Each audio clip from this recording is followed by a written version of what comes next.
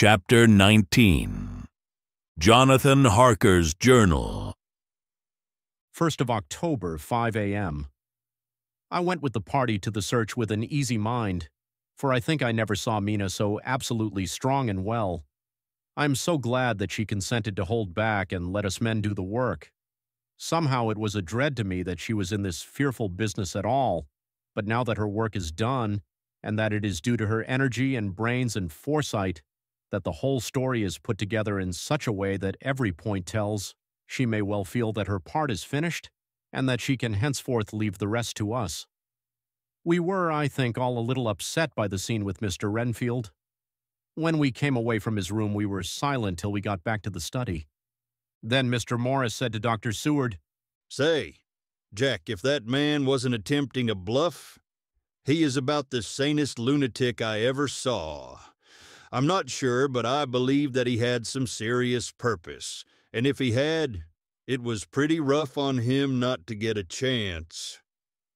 Lord Godalming and I were silent, but Dr. Van Helsing added, "Friend John, you know more lunatics than I do, and I'm glad of it, for I fear that if it had been to me to decide, I would before that last hysterical outburst have given him free.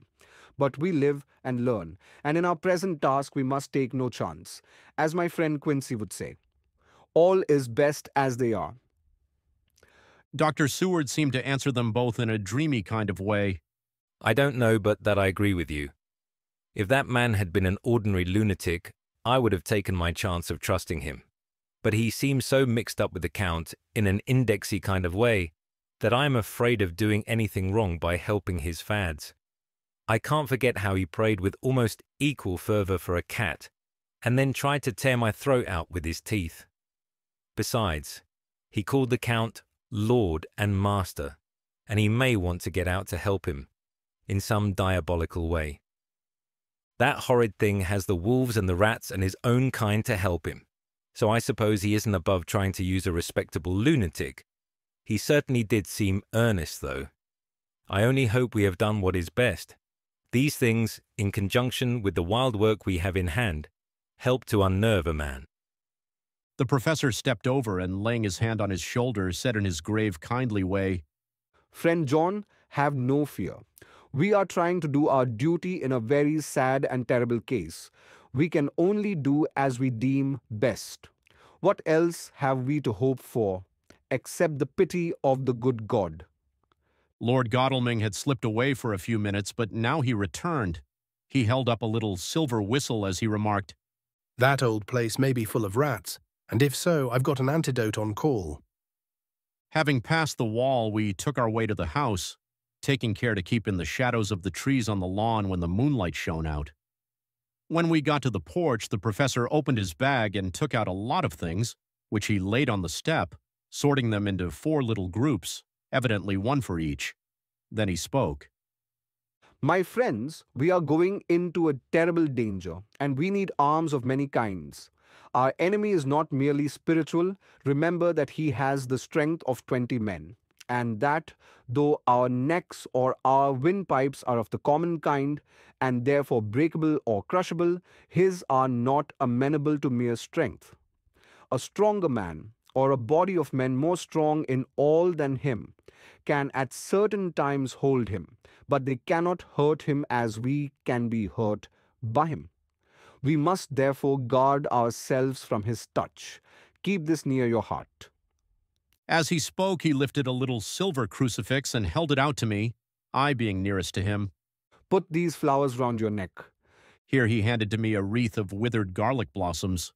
For other enemies more mundane, this revolver and this knife, and for aid in all, these so small electric lamps which you can fasten to your breast, and for all and above all at the last, this which we must not desecrate needless." This was a portion of sacred wafer, which he put in an envelope and handed to me. Each of the others was similarly equipped. "Now," he said, "Friend John, where are the skeleton keys? If so, that we can open the door, we need not break house by the window, as before at Miss Lucy's." Dr. Seward tried 1 or 2 skeleton keys, his mechanical dexterity as a surgeon standing him in good stead.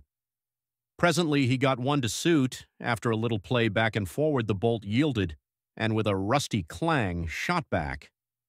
We pressed on the door, the rusty hinges creaked, and it slowly opened. It was startlingly like the image conveyed to me in Dr. Seward's diary of the opening of Miss Westenra's tomb. I fancy that the same idea seemed to strike the others, for with one accord they shrank back. The professor was the first to move forward and stepped into the open door. In Manus tuas, Domine, He said, crossing himself as he passed over the threshold. We closed the door behind us, lest when we should have lit our lamps we should possibly attract attention from the road. The professor carefully tried the lock, lest we might not be able to open it from within should we be in a hurry making our exit. Then we all lit our lamps and proceeded on our search. The light from the tiny lamps fell in all sorts of odd forms as the rays crossed each other, or the opacity of our bodies threw great shadows. I could not for my life get away from the feeling that there was someone else amongst us. I suppose it was the recollection, so powerfully brought home to me by the grim surroundings, of that terrible experience in Transylvania. I think the feeling was common to us all, for I noticed that the others kept looking over their shoulders at every sound and every new shadow, just as I felt myself doing. The whole place was thick with dust. The floor was seemingly inches deep, except where there were recent footsteps, in which on holding down my lamp I could see marks of hobnails where the dust was cracked. The walls were fluffy and heavy with dust, and in the corners were masses of spiders' webs, whereon the dust had gathered till they looked like old tattered rags as the weight had torn them partly down. On a table in the hall was a great bunch of keys with a time-yellowed label on each. They had been used several times, for on the table were several similar rents in the blanket of dust, similar to that exposed when the professor lifted them.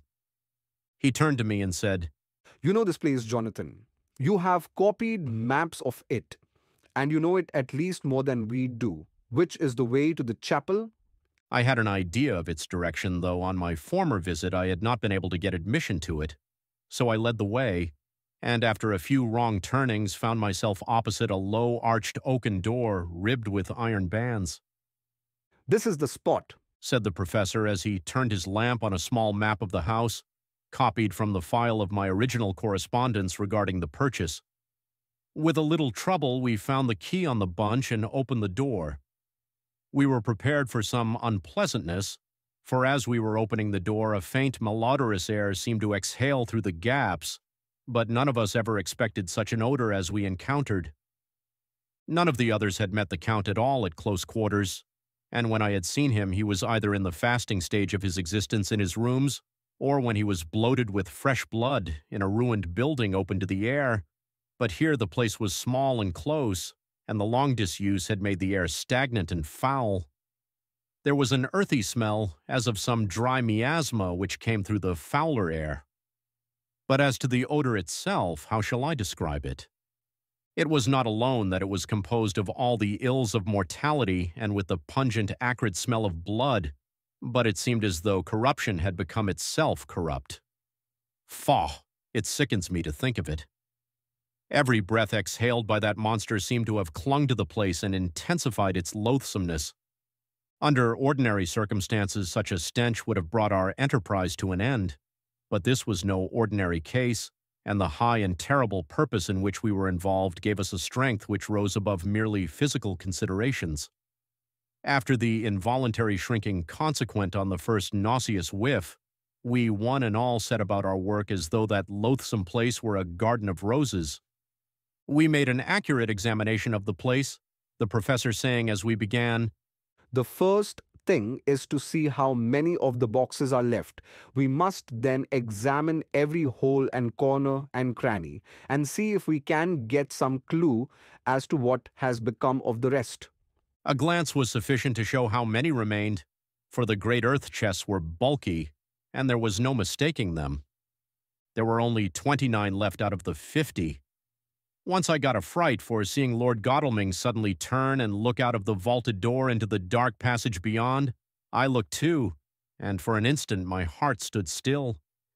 Somewhere, looking out from the shadow, I seemed to see the high lights of the Count's evil face, the ridge of the nose, the red eyes, the red lips, the awful pallor. It was only for a moment, for, as Lord Godalming said, I thought I saw a face, but it was only the shadows. and resumed his inquiry, I turned my lamp in the direction and stepped into the passage. There was no sign of anyone, and as there were no corners, no doors, no aperture of any kind, but only the solid walls of the passage, there could be no hiding place even for him. I took it that fear had helped imagination and said nothing. A few minutes later, I saw Morris step suddenly back from a corner which he was examining. We all followed his movements with our eyes, for undoubtedly some nervousness was growing on us, and we saw a whole mass of phosphorescence, which twinkled like stars. We all instinctively drew back. The whole place was becoming alive with rats. For a moment or two we stood appalled, all save Lord Godalming, who was seemingly prepared for such an emergency. Rushing over to the great iron-bound oaken door which Dr. Seward had described from the outside and which I had seen myself, he turned the key in the lock, drew the huge bolts, and swung the door open. Then, taking his little silver whistle from his pocket, he blew a low, shrill call. It was answered from behind Dr. Seward's house by the yelping of dogs, and after about a minute 3 terriers came dashing round the corner of the house. Unconsciously, we had all moved towards the door, and as we moved I noticed that the dust had been much disturbed. The boxes which had been taken out had been brought this way, but even in the minute that had elapsed, the number of the rats had vastly increased. They seemed to swarm over the place all at once, till the lamplight, shining on their moving dark bodies and glittering baleful eyes, made the place look like a bank of earth set with fireflies. The dogs dashed on, but at the threshold suddenly stopped and snarled, and then, simultaneously lifting their noses, began to howl in most lugubrious fashion. The rats were multiplying in thousands, and we moved out. Lord Godalming lifted one of the dogs and, carrying him in, placed him on the floor. The instant his feet touched the ground, he seemed to recover his courage and rushed at his natural enemies. They fled before him so fast that before he had shaken the life out of a score, the other dogs, who had by now been lifted in the same manner, had but small prey ere the whole mass had vanished. With their going, it seemed as if some evil presence had departed, for the dogs frisked about and barked merrily as they made sudden darts at their prostrate foes, and turned them over and tossed them in the air with vicious shakes. We all seemed to find our spirits rise. Whether it was the purifying of the deadly atmosphere by the opening of the chapel door, or the relief which we experienced by finding ourselves in the open, I know not, but most certainly the shadow of dread seemed to slip from us like a robe, and the occasion of our coming lost something of its grim significance, though we did not slacken a whit in our resolution. We closed the outer door and barred and locked it, and bringing the dogs with us began our search of the house.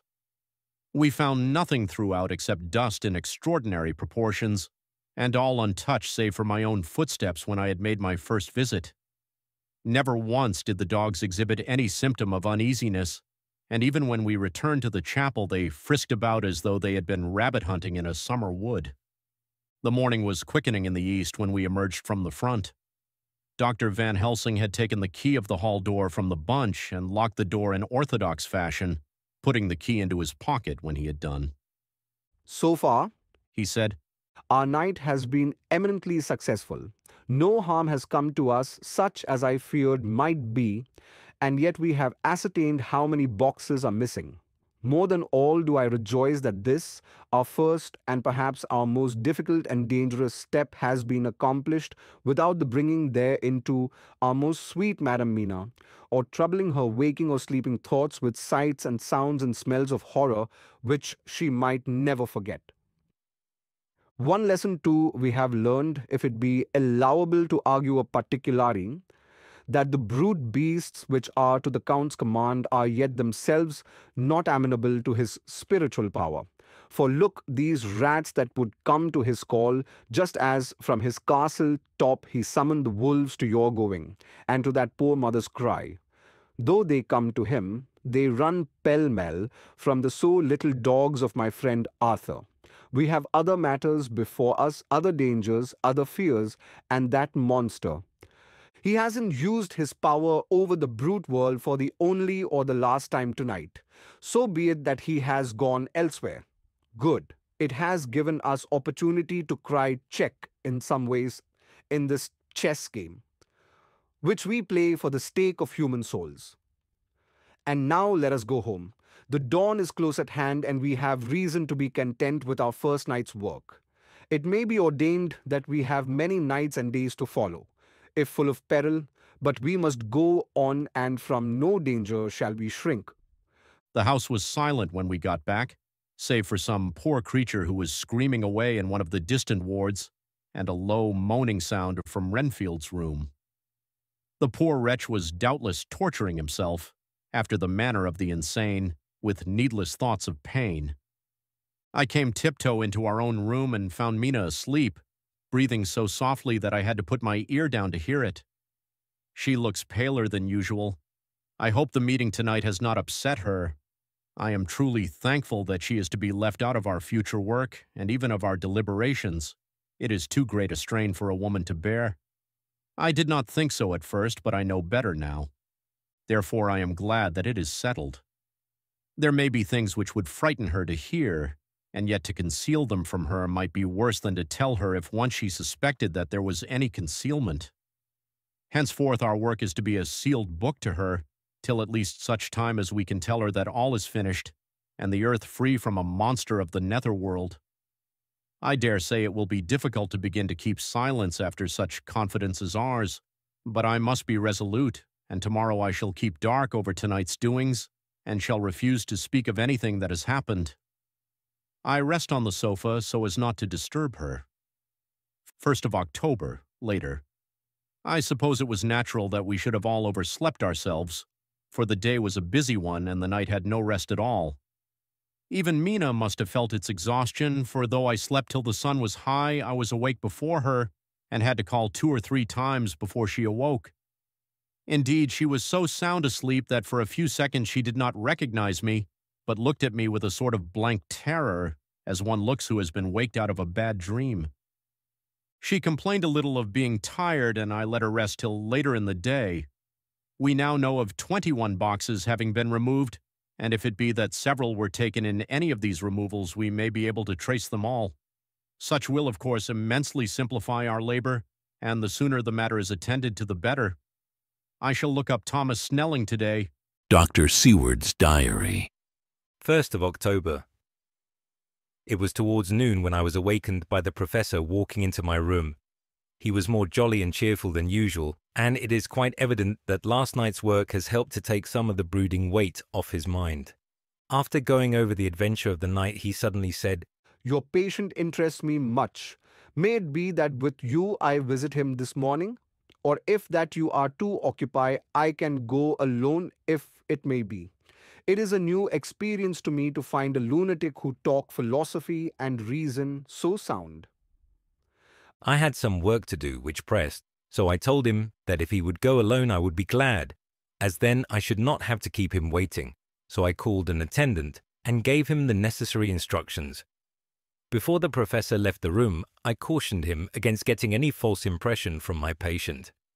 But, He answered, I want him to talk of himself and of his delusion as to consuming live things. He said to Madam Mina, as I see in your diary of yesterday, that he had once had such a belief. Why do you smile, friend John? Excuse me, I said, but the answer is here. I laid my hand on the typewritten matter.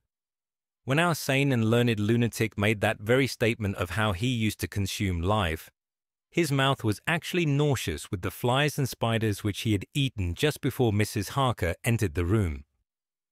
Van Helsing smiled in turn. Good, He said.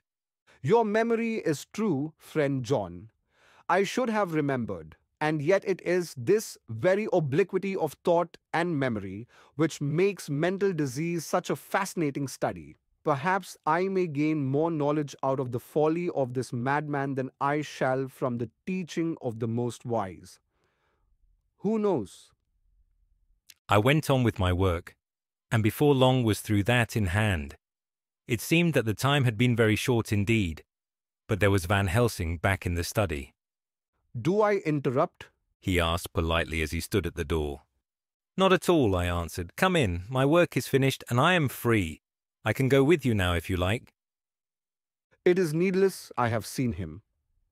Well, I fear that he does not appraise me at much. Our interview was short. When I entered his room, he was sitting on a stool in the center with his elbows on his knees, and his face was the picture of sullen discontent. I spoke to him as cheerfully as I could, and with such a measure of respect as I could assume. He made no reply whatever. "Don't you know me?" I asked. His answer was not reassuring. "I know you well enough. You are the old fool Van Helsing. I wish you would take yourself and your idiotic brain theories somewhere else. Damn all thick-headed Dutchmen." Not a word more would he say, but sat in his implacable sullenness as indifferent to me as though I had not been in the room at all. Thus departed, for this time, my chance of much learning from this so clever lunatic, so I shall go if I may, and cheer myself with a few happy words with that sweet soul, Madame Mina. Friend John, it does rejoice me unspeakable that she is no more to be pained, no more to be worried with our terrible things. Though we shall much miss her help, it is better so. I agree with you with all my heart, I answered earnestly, for I did not want him to weaken in this matter. Mrs. Harker is better out of it. Things are quite bad enough for us, all men of the world, and who have been in many tight places in our time. But it is no place for a woman, and if she had remained in touch with the affair, it would in time, infallibly, have wrecked her. So Van Helsing has gone to confer with Mrs. Harker, and Harker, Quincy, and Art are all out following up the clues as to the earth boxes. I shall finish my round of work, and we shall meet tonight. Mina Harker's Journal. 1st of October. It is strange to me to be kept in the dark as I am today, after Jonathan's full confidence for so many years, to see him manifestly avoid certain matters, and those the most vital of all. This morning I slept late after the fatigues of yesterday, and though Jonathan was late too, he was the earlier. He spoke to me before he went out, never more sweetly or tenderly, but he never mentioned a word of what had happened in the visit to the Count's house. And yet he must have known how terribly anxious I was. Poor dear fellow. I suppose it must have distressed him even more than it did me. They all agreed that it was best that I should not be drawn further into this awful work, and I acquiesced. But to think that he keeps anything from me. And now I am crying like a silly fool when I know it comes from my husband's great love and from the good wishes of those other strong men. That has done me good. Well, someday Jonathan will tell me all. And lest it should ever be that he should think for a moment that I kept anything from him, I still keep my journal as usual. Then, if he is feared of my trust, I shall show it to him, with every thought of my heart put down for his dear eyes to read. I feel strangely sad and low-spirited today. I suppose it is the reaction from the terrible excitement. Last night I went to bed when the men had gone, simply because they told me to. I didn't feel sleepy, and I did feel full of devouring anxiety. I kept thinking over everything that has been ever since Jonathan came to see me in London, and it all seems like a horrible tragedy, with fate pressing on relentlessly to some destined end. Everything that one does seems, no matter how right it may be, to bring on the very thing which is most to be deplored. If I hadn't gone to Whitby, perhaps poor dear Lucy would be with us now. She hadn't taken to visiting the churchyard till I came, and if she hadn't come there in the daytime with me, she wouldn't have walked in her sleep. And if she hadn't gone there at night and asleep, that monster couldn't have destroyed her as he did. Oh, why did I ever go to Whitby? There now, crying again. I wonder what has come over me today.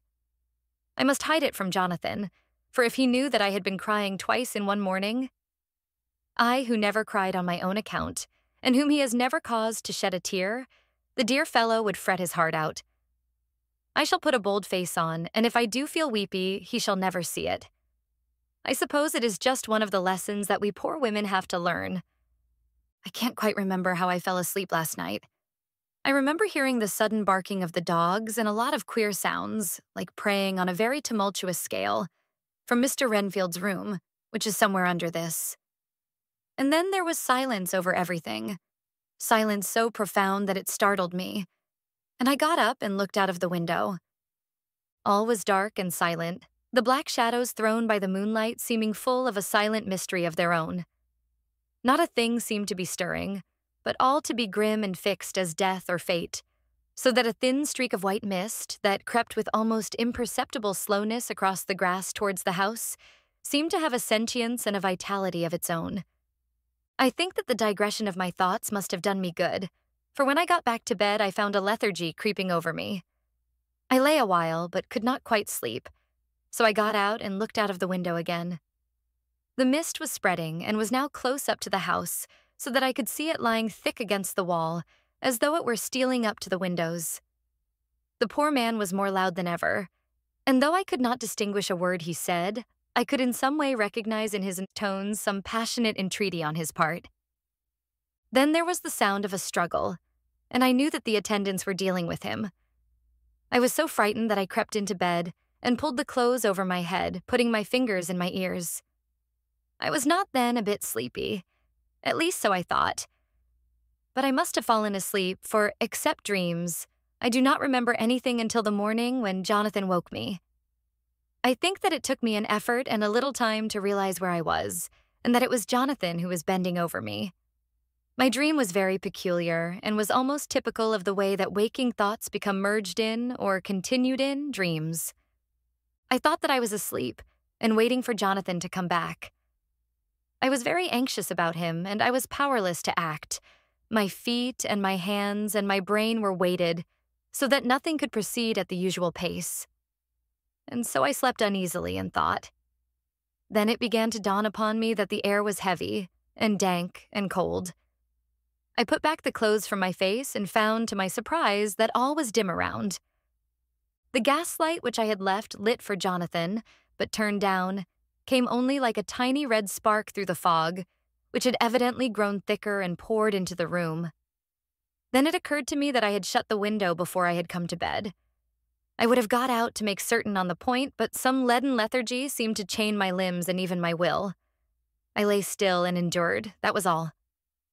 I closed my eyes but could still see through my eyelids. It is wonderful what tricks our dreams play us, and how conveniently we can imagine. The mist grew thicker and thicker, and I could see now how it came in, for I could see it like smoke, or with the white energy of boiling water, pouring in, not through the window, but through the joinings of the door. It got thicker and thicker, till it seemed as if it became concentrated into a sort of pillar of cloud in the room, through the top of which I could see the light of the gas shining like a red eye. Things began to whirl through my brain just as the cloudy column was now whirling in the room, and through it all came the scriptural words, "A pillar of cloud by day and of fire by night." Was it indeed such spiritual guidance that was coming to me in my sleep? But the pillar was composed of both the day and the night guiding, for the fire was in the red eye, which at the thought got a new fascination for me, till, as I looked, the fire divided, and seemed to shine on me through the fog like two red eyes, such as Lucy told me of in her momentary mental wandering, when, on the cliff, the dying sunlight struck the windows of St. Mary's Church. Suddenly the horror burst upon me that it was thus that Jonathan had seen those awful women growing into reality through the whirling mist in the moonlight. And in my dream I must have fainted, for all became black darkness. The last conscious effort which imagination made was to show me a livid white face bending over me out of the mist. I must be careful of such dreams, for they would unseat one's reason if there were too much of them.